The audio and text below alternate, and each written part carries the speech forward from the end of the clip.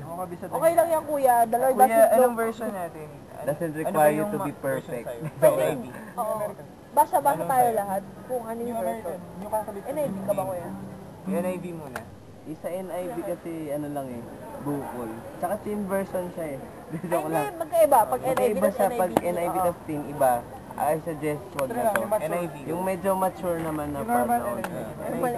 I am with you and will watch over you wherever you go. And I will bring you back to this land. I will not leave you until I have done what I have promised you. Medyo may ano eh. Yun yung NIV. Ito yung first word lang. I am with you and will watch over Kasi you yung dito, I will wherever be you with go. you eh. Parang medyo ano pa eh. I am with you. Know that I am with Do. Okay, basahin mo na buo. Maganda yun, yung know that I'm with you. Ito, ano siya, New Catholic tradition.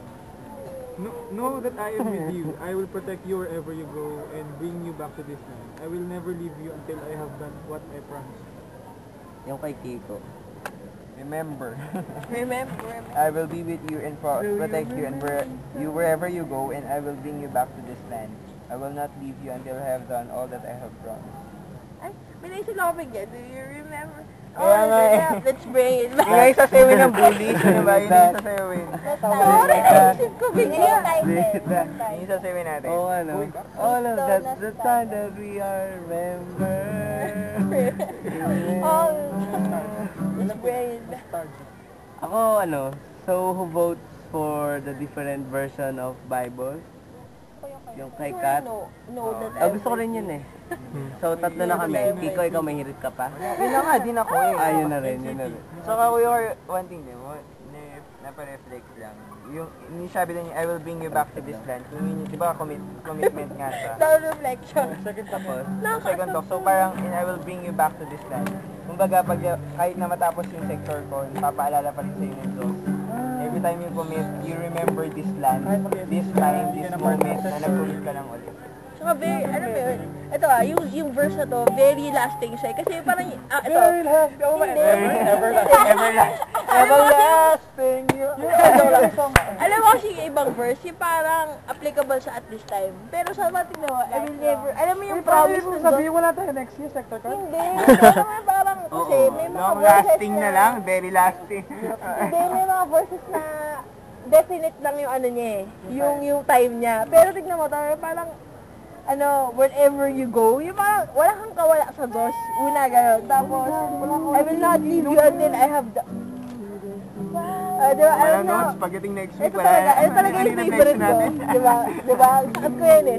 Ito talaga yung favorite ko. I will not leave you until I have done everything that I have promised you. Yung parang, alam mo yun, yung commitment mo sa God, yung commitment mo kay God, yung parang, alam mo yung na-realize ko bigla, I will not leave you until I have done what I have promised you. Parang ako, as a person, aminado ako that there would be a point in my time na makakalimutan ko yung Diyos ko. I would fail him. Na, diba, I would fail him that... Not finished with you yet. Tuloy mo na sinasabi ko. Totoo, hindi ako Signature line ko sa email ko. Yung parang, alam mo yun, yung parang God, you can fail God, you can even fail yourself. You can think na what you want or what you desire is bigger than what God wants for you. Pero, kapatid, whatever happens, at the back of everything, sa lahat ng nangyayari, there would always remain one truth. And isa lang yung truth na yun. That the Lord will never leave you, whatever circumstances you may be in, kasi it's not yet done with you. Yeah. Yung parang, that promise doesn't just go on until bukas, until next year, or until whenever, but it goes on for the rest of your life, because the plan of God is not yet finished until you die. Every day is a living testimony.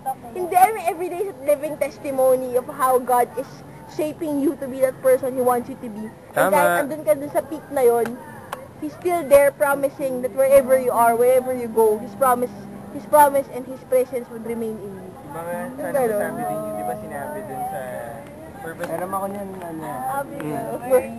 Sinabi din sa diba, purpose-driven life. Ito alam, diba yung sabi ng 200 plus times or 100,000 plus times na sinabi, pinaka ko na ilang beses sinabi ng Diyos na I will never leave you, I will never abandon you. Oh my God! Naalala ko na inheritance na video. Yung lagi ko pinapakita. Yung I love you because I love you because I love you. Yung ganun lang talaga yung tuloy-tuloy. Wala lang.